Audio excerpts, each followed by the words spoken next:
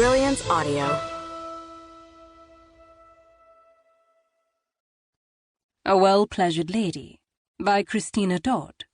Performed by Carmen Rose. As usual, everything was going perfectly. The kitchen buzzed as the servants prepared for their visitor. The French chef brandished a spoon and barked commands. His minions stirred, ground, and tasted. The maids swirled in and out, showing their serving outfits and receiving approval from the dour butler. Even Bronson's faded eyes sparkled as he chose wines appropriate for such a distinguished personage as Sebastian Durant, Viscount Whitfield. In the midst of the turmoil, the turnspit sat, his nose pressed to the chilly pane, watching for the outrider. When he called, "Miss, he's comin'!" the hubbub died. Everyone looked to Mary Rottenson. She poured boiling water into the teapot, then set it on the tray of artfully arranged biscuits and cakes.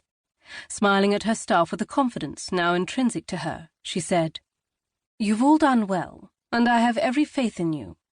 You know if you need me, you have only to call." A sigh of collective relief breezed through the kitchen.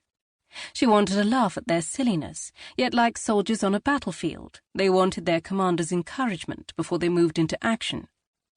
"Carry on," she said, as she picked up the laden tray. Behind her the clamour rose once more. 10 years earlier, she wouldn't have believed directing the operations of a country manor could give her a sense of satisfaction.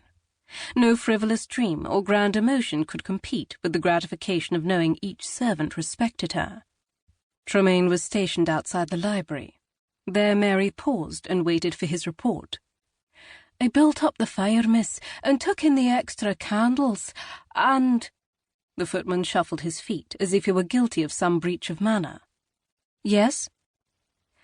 "I moved some furniture." Startled, she asked, "Why?" "Milady told me to."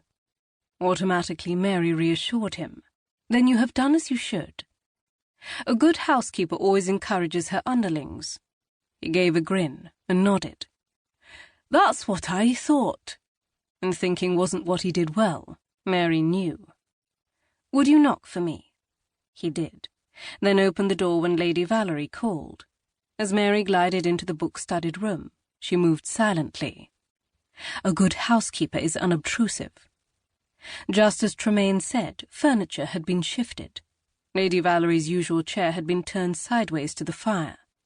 2 other chairs formed a triangle, and the tea-table had been placed between Lady Valerie's chair and one of the others. Not only had the furniture been moved, but an extra chair had been pulled up. What did it mean?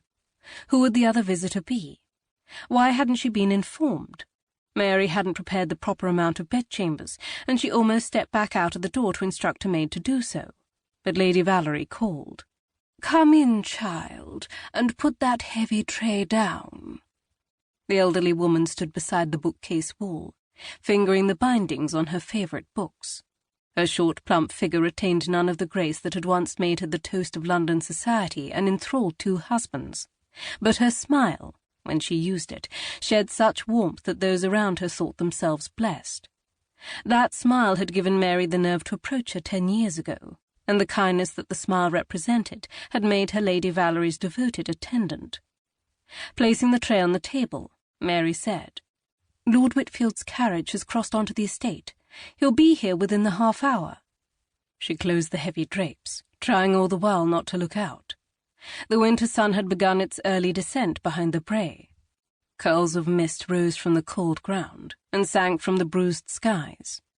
Everywhere outside light was dying, fading, slipping into the oblivion of night, and darkness had the ability to shake Mary's composure as nothing else could. Haddon was out there, but Haddon relished the night. Haddon claimed to find comfort in the distant light of the stars or in the suffocating closeness of the fog. Haddon never cried at the bone-chilling loneliness of the soul, and he never got lost. Never. Never.